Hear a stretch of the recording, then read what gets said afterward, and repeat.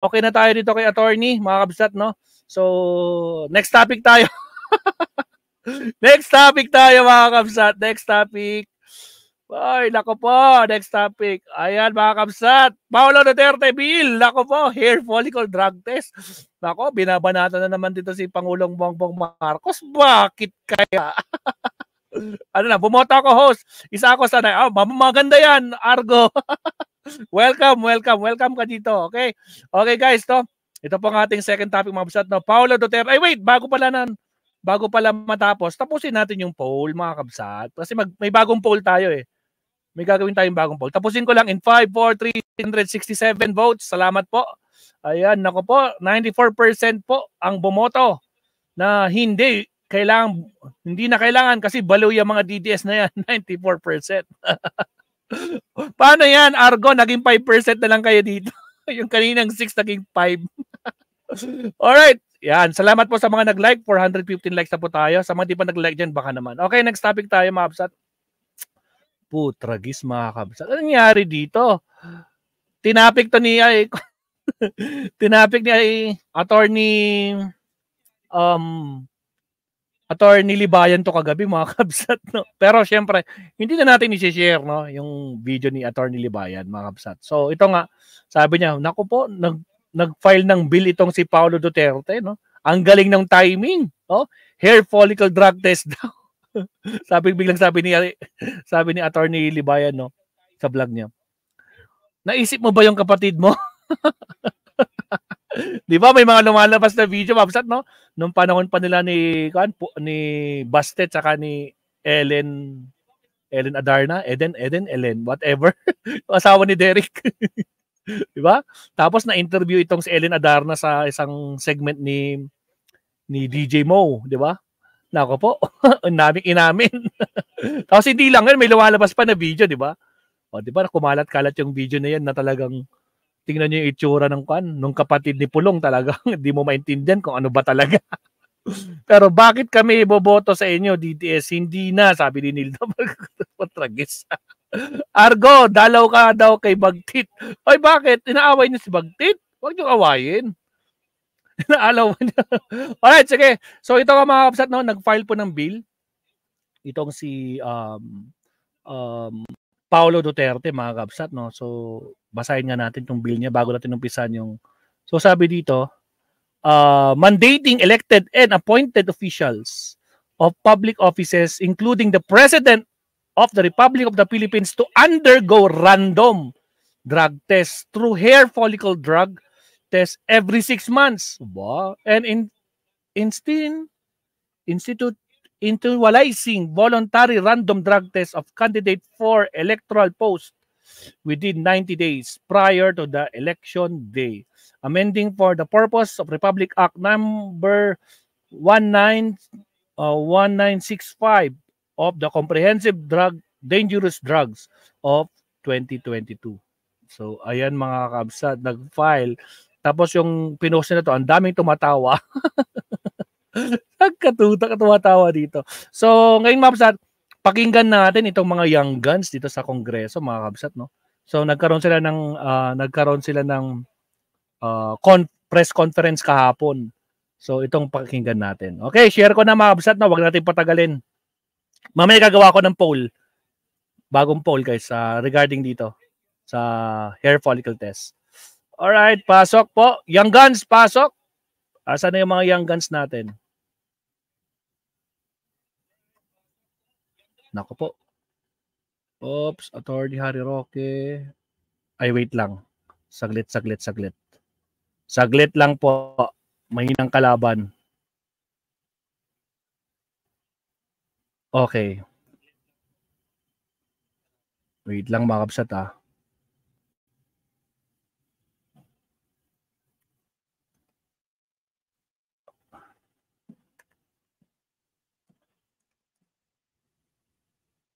Okay, andito na. Oops. Ay, bakit ganyan yan? Nagahang.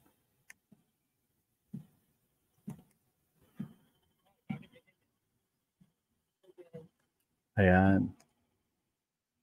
Oh, seryoso na to. Ito na. Okay, share na natin mga kabsat. Share, stop sharing. Share screen. Ito na po. Alright, pasok!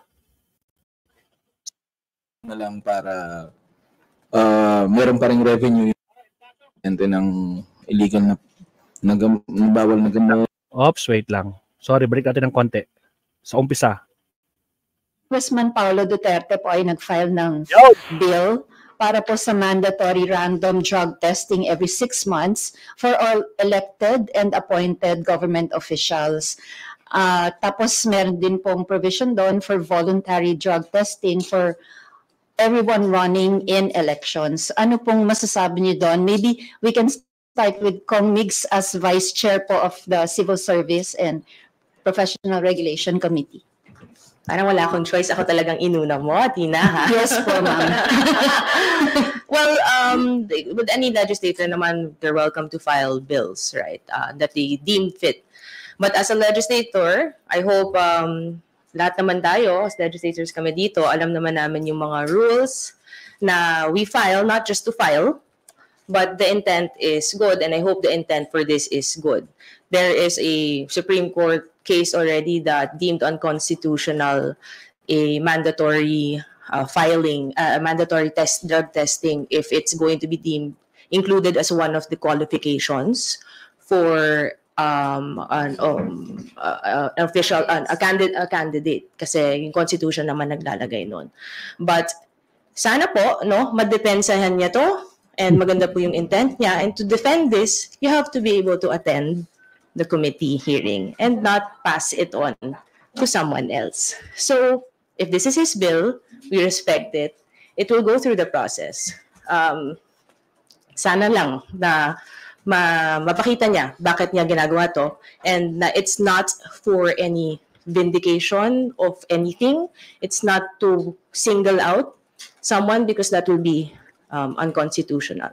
And sana this applies also sa local government units, because as our friends in media know, even in Davao City, meron mga 37, I think, that tested positive Naman! sa drug test, random drug test sa isang department. So, yun na nga, di ba? O, nagpapanukala siya ng drug test samantalang doon sa Davao City Hall, 30 plus na mga empleyado nag-positive. Nakabuha. Sige, tuloy-tuloy ito. And pakinggan natin itong mga young guns sa Kongreso, Mabsat. Okay, pasok. sana Ay, siyempre, Mabsat, no, meron tayong poll dyan. May bago akong poll dyan, Mabsat, no? Ano sa palagay nyo? Maipapasa ba ang panukalang bill ni Pulong? Ang nagsabing hindi, kasi labag sa Constitution yan, Mabsat, yung ginagawa niyang bill. Oo naman, para matanggal ang mga addict. O, ayan, o, para magandang laban. Tingnan natin. O. Vote na, Mabsat. Sa mga di pa nag-vote dyan, baka naman, no? Vote kayo dyan. Siyempre, huwag kalimutan mag-like and subscribe. Okay, tuloy natin ito, Mabsat. Okay, larga. this applies to all. Hindi lang mag-single out. Ma'am, sorry po. Idagdag ko lang po na specified kasi doon sa bill na including the president. So, I hope including din lahat ng mga local government at lahat. Again, kung gusto niya ganito yung bill, he has every prerogative to write a bill, pass a bill, file a bill, and go through the committee. And if he deems that fit na tama yung wordings at madedepensa niya yun, sana lang po madepensa niya yun in the committee, in the floor, in front of everyone, and not pass it on to another congressman dahil bill niya po to. So, you know, we will follow the process. We respect his knowledge and his intent in this. Sana lang the intent is good para sa kabutihan ng taong bayan, because we are legislators to file bills for the betterment of the Filipino people at hindi para mang-asar or mang-single out or use your position to do things. Hoy, Pulong, nang-aasar ka lang daw kay Pangulong Bongbong Marcos kasi alam niyo wala kayong magagawa. Na may personal aspect po. So, yun. Sana po, madepensa niya at magpakita po siya dito sa Kongreso. Yun lang po.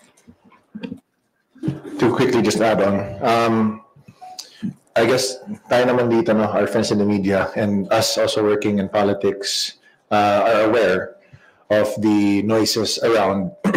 And to specifically, just to answer also directly what Tina said, to include specifically a position might also infer that there might be, as much as I hate to say it, sana naman walang personal agenda, no, yung mga fina-file natin ng mga bills.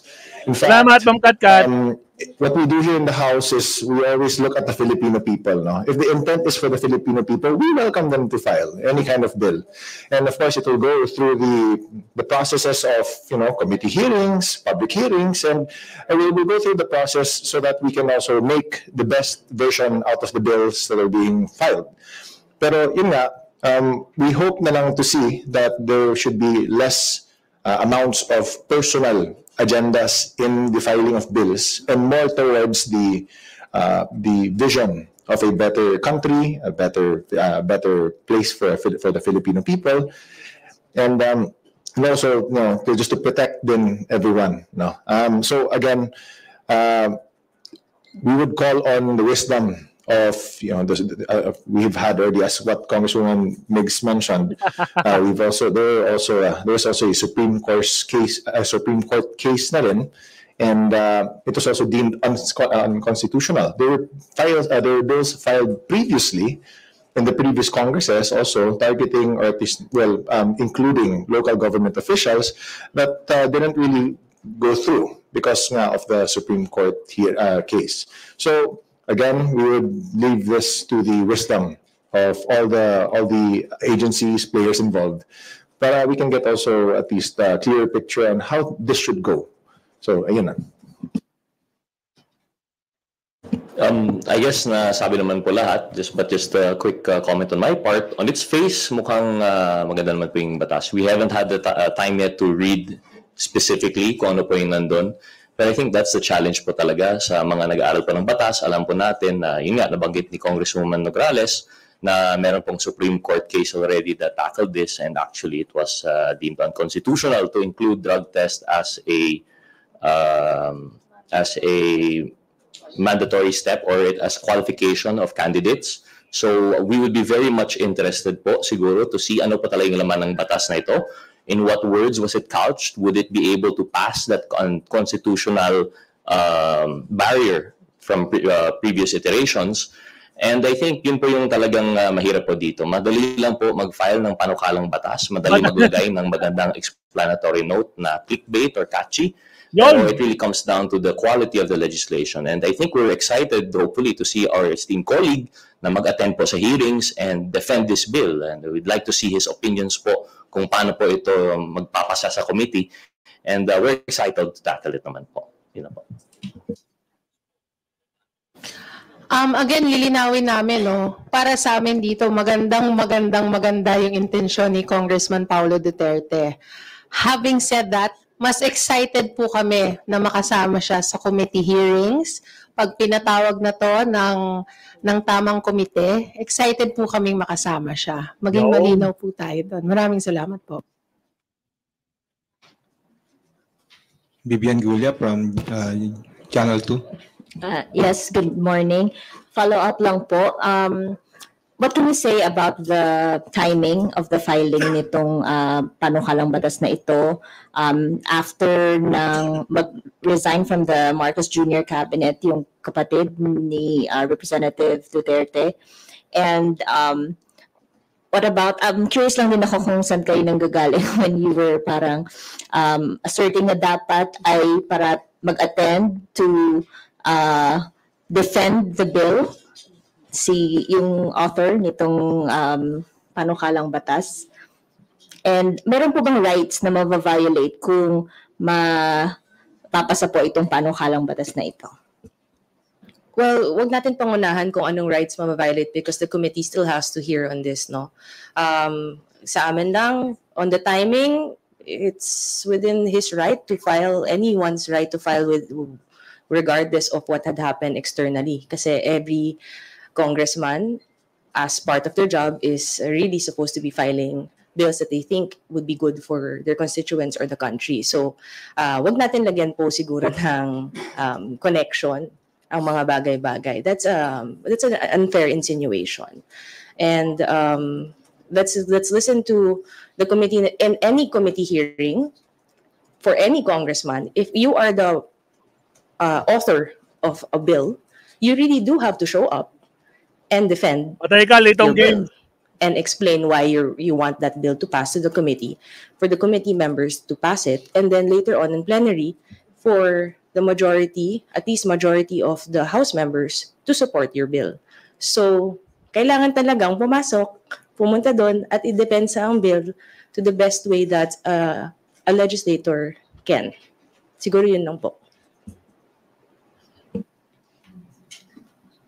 Next.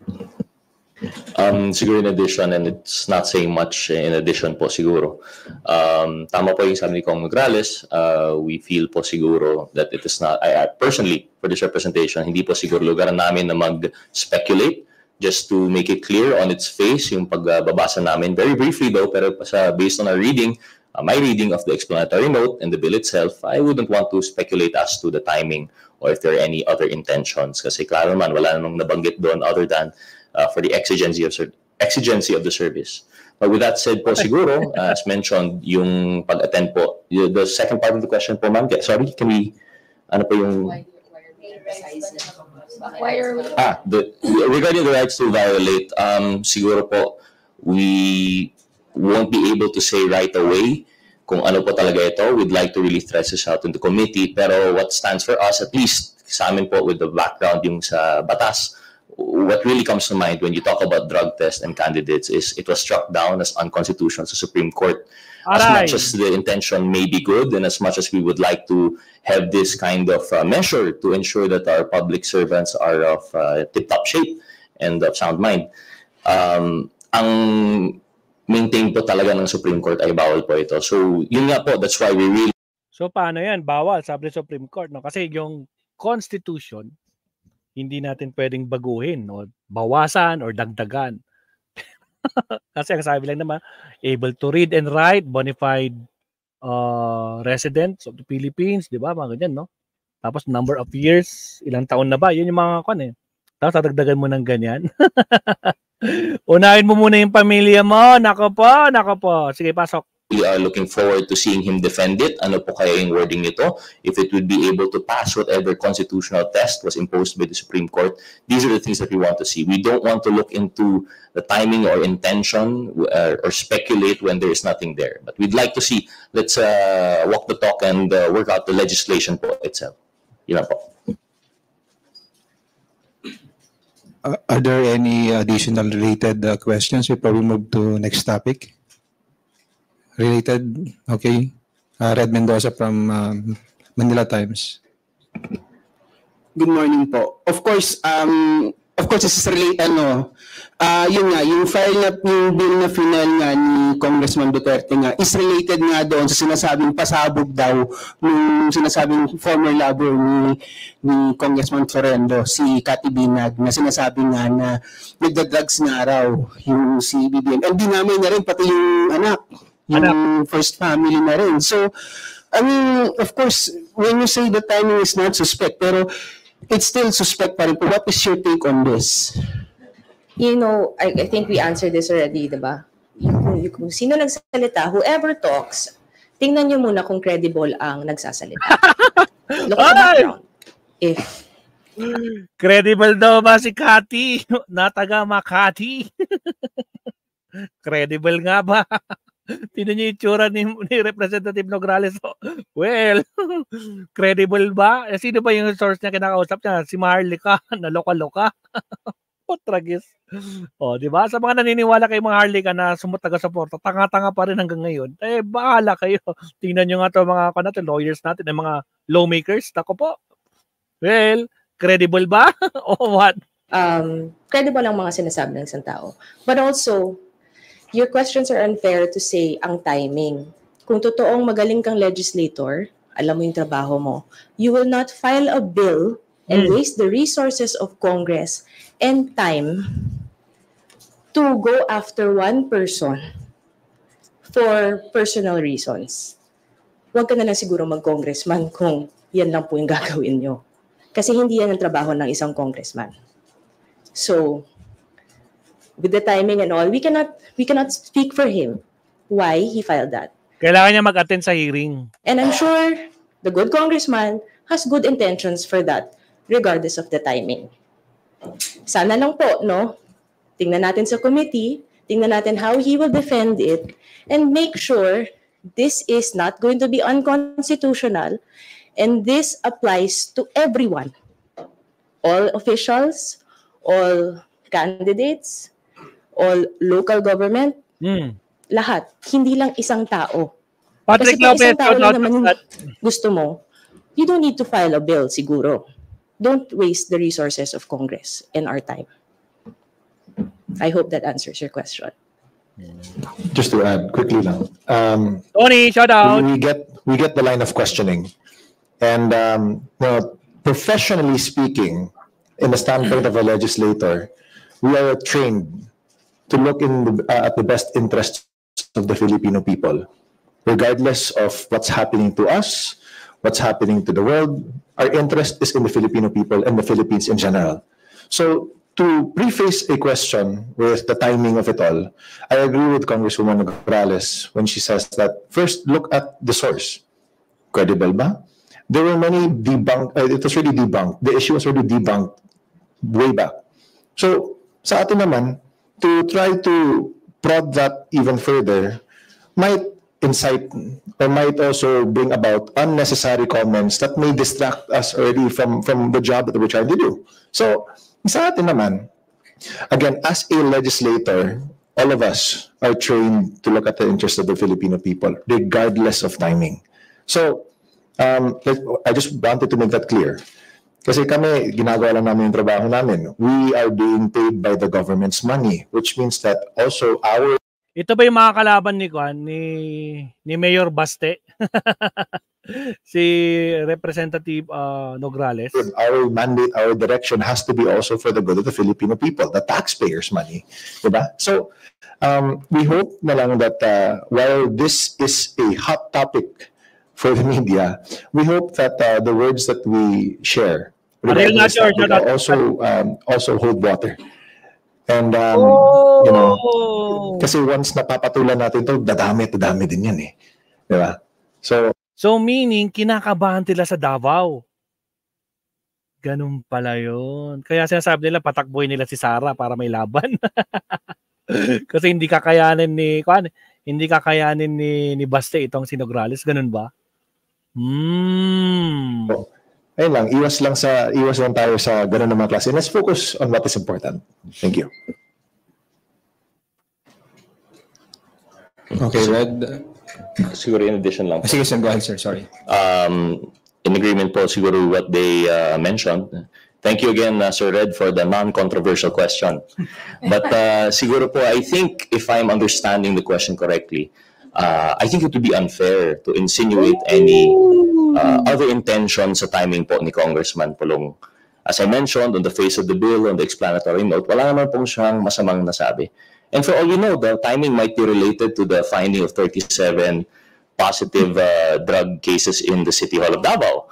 To recall, this happened sometime in May 2024, recess po yan, and we recently just resumed Congress. So baka yun po yung timing na sinasabi. Maybe he sees a drug problem in Davao that has to be remedied and he wants to replicate it nationwide. So I don't know if it would be correct, and I don't think it would be fair to intimate or to suggest na the timing is related to yung vlogger pasabog, as you mentioned po. But with that said, yun lang po siguro yung masasabi ko doon. Thank you. Yun. Okay, mga kabsat, sa mga hindi pa nagvo-vote dyan, baka naman, no? Meron na tayong 94 votes. Gawin yung 100 yung vote, guys. No? Shoutout sa ating 400 plus. Baka naman sa mga hindi pa nagvo-vote dyan, no? So, ano ba sa palagay nyo? May ipapasaba ito na panukalang bill ni Pulong? So, ang sumagot ng hindi, kasi labag sa Constitution yan, 85%. Oo naman, para matanggal ang mga adik, 15%. At syempre, sa mga hindi pa nag-like at subscribe, road to 500 likes na po tayo mga kabsat, no? 489 likes. Salamat po, Ma'am Katkat. Trailer po shoutout, Patrick, Tony, ayan. Nature, mega love shoutout po sa lahat. Pasok! Thank you. Elson Gismoria from Manila Bulletin. Hello po, just to clarify something. Anyway, good morning. Kong Pami said excited po siya na makita si Kong Polong to participate. What does this mean? Hindi niyo po ba siya nakikita na umaattend sa mga hearing? And Palagi ba absent? Even kung nagsalita siya or hindi, have you seen him around dito sa house, dito sa plenary during sessions? Just curious po. Sagot. Sa lahat po, sa lahat. Sa lahat ba? Hindi, excited talaga ako kasi siguro hindi ko siya nakakasabay lang sa mga hearing. Hindi na nakakasabay, lagi absent. Posibleng iba yung mga committee na kinabibilangan ko at kinabibilangan niya. Kaya excited naman po ako na pag tinalakay itong bill na to, ay makasama naman siya. Yun, iwas si Representative Zamora. Play safe para, di ba, di naman niya na nakikita kahit ito kaya iba. How about the others? Ako, siguro babalik ko yung tanong sa inyo. Nakita niyo na ba? Tumatawa kayo, tinatanong ko sa... Putragis! Nako ba? Nakita niyo na ba? O kayo guys, nakita niyo na ba? Nag-attend si Pulong sa mga hearing? Yun o. Ano yun? Parang nangaasar dito si Representative Migs, oh. Nakita niyo na ba? Back to you. Putragis. Sige, tuloy. Putragis. Sa live stream lang po. Nakita niyo. Tuloy. Ako, siguro babalik ko yung tanong sa inyo. Nakita niyo na ba? Tumatawa kayo, tinatanong ko sa live stream lang po kasi madam. No, I'm just kidding. But have you seen him around? Just your personal, if you've seen him around lately. Personally, I haven't seen him here nor in Davao. So, kayong tatanungin ko, nakita niyo na ba? Kayo, yun na. Pati sa Davao, hindi ko nakikita. Gusto ko nga sana eh. Okay. How about in plenary po? Plenary. If you look around po sa plenary, have you seen him there? Our seats are relatively close. I've seen him once, a few months ago. Once? Like last year? A few months ago. I've seen him once. Tapos I shook hands with him na rin. A few months ago. You know, nakipag-shake hands daw a few months ago, pero minsan lang daw, once. Once. Nag-date tayo sa Davao, nag-date tayo. Kita ba natin? Off record yun. Pero like ako, I'm from Davao Oriental and I have to pass through Davao then on the way home. Ako, I cannot really say, pero yung mga tao doon naman sa Davao Airport, nakakausap ko naman din doon. And usually, they see me more. You know, they see Congresswoman Migs a lot, they see me a lot, but I cannot speak for the rest, no? Pero yun nga, just to stick to your question, I've seen him once and shook hands with him once, a couple of months ago. I need to know, sir, kung this year ba o last year?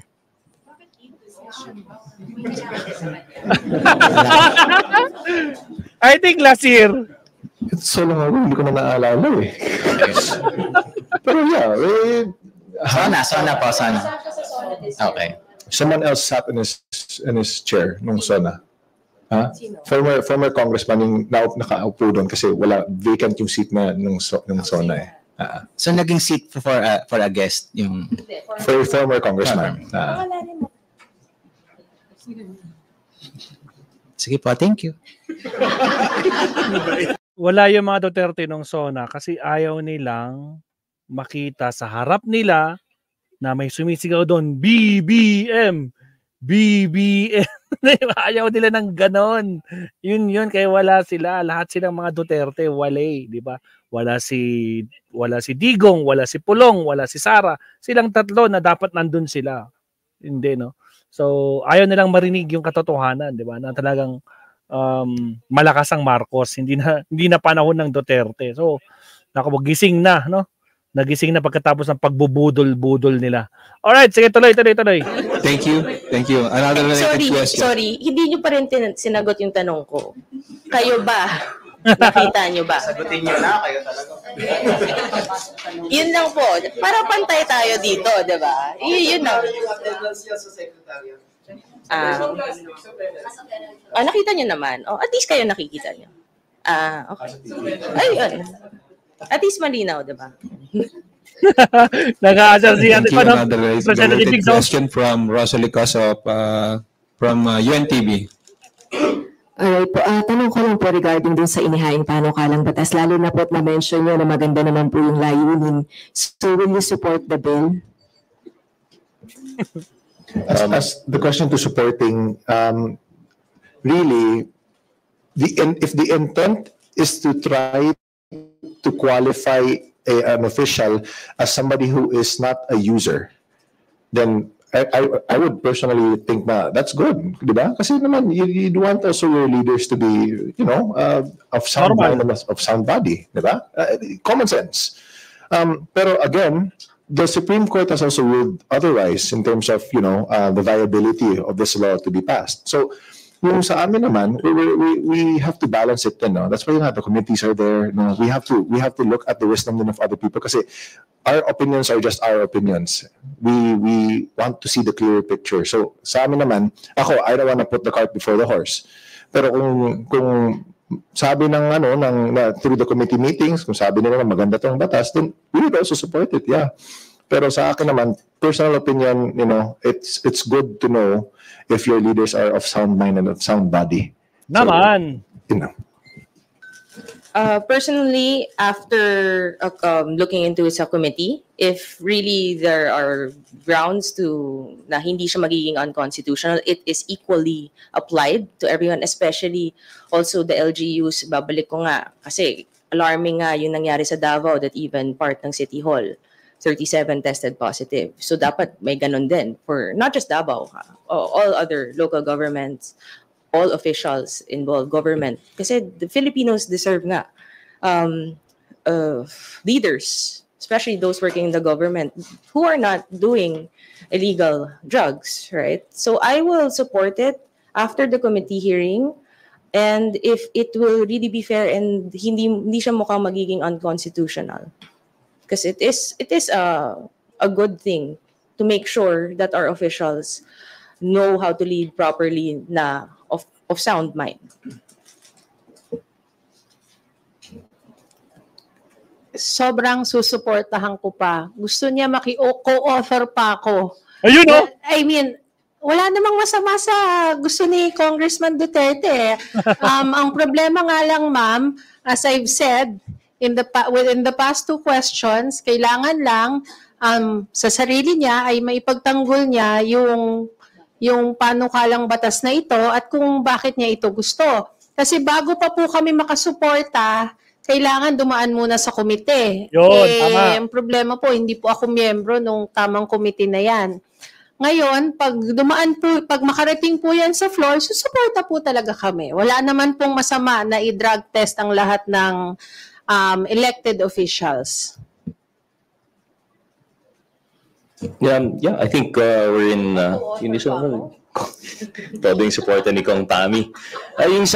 For this representation po, just that issue lang po on the constitutional barrier that we've already had in previous bills. But should we see in the committee that it passes that, I see nothing wrong with the bill and we will definitely support it. In fact, perhaps we could even explore expanding it, not just to public officials, maybe to certain all of government, maybe vloggers, para clear na rin yung sinasabi nila. Yung mga vlogger nyo, mga mind and sound body. Lahat na. For as long as there will be a germane, valid classification in line with equal protection of the laws, as long as it would be allowed, I think we would support that. Okay, if there are no additional questions regarding the bill filed by Kong Polong, we will move to next topic. Okay na. I acknowledge Gab Lalo from Inquirer Online. Alright, mga kabsat. So yan, natapos din po ang press conference dyan ng mga young guns dyan sa Congress, ma'am, na yari mga DD-shit vloggers tatamaan dyan. Ipacheck nila yung mga sarili nila. May tama. Guys, sa mga hindi pa po nagla-like and subscribe dyan, baka naman mga kakabsat, no? Baka naman shoutout sa ating 513 likers. Salamat po. At syempre, yung voting natin, guys, no, marami na rin po. Umabot na 100 plus na din. Sa palagay nyo, ang panukalang batas bang ito ni Pangulo ni Pulong ay maipapasa ba sa tingin niyo, Ma'am Sat? Hindi na. Kasi labag sa Constitution yan, very obvious, no? 81% po ang bumoto, Ma'am Sat. At syempre hindi. Oo naman, para matanggal ang mga adik, di ba? Pero according dito sa mga sa mga young guns natin, talagang tinatanong nila, nakita nyo ba si Harry tuloy? Nakita nyo ba si Pulong? Kayo, nakita nyo ba? Samantalang yung isa sabi niya, I met him once. Nakapag-shake hands pa daw. Minsan lang nangyari. Pero that was few months ago daw. Kailan yung few months ago na yan? So, tingnan lang natin mga kabsat. So, yan po. So, technically speaking, it's unconstitutional po kasi nga, dadagdagan or babawasan ang mangyayari po dyan, hindi po pwede mangyari yan. Pero tingnan natin kung mag-attention ng hearing, kung mai-explain niya yan. Pero syempre, unahin niya yung pamilya niya, di ba? Di ba? Baka nakalimutan niya mag-excuse me sa kapatid niya. Di ba? Na kumakalat yung mga videos, no? So, kalat naman yung mga videos. No? So, well. So, yung mga kabsat. So, again, yan lang po yung munting topic natin for today. So, kita-kita lang tayo tonight, mga kabsat, no? So, medyo pa tayo. Medyo busy tayo for this afternoon. At lunchtime na, mabsat, no? 12:07 na, mabsat. So, maraming salamat po sa mga nandyan. Again, huwag kalimutan mag-like and subscribe. Salamat po, mabsat. Maestro Paul, Ma'am Katkat, salamat po sa lahat po naman nandito, no? Sa mga supporters po natin na nandyan po lagi. Sumusuporta sa ating Pangulong Bongbong Marcos. Alright. Yan rin po taga din to. Maraming salamat po. Good afternoon po. And happy lunch. Bye-bye. See you tonight po. Bye-bye.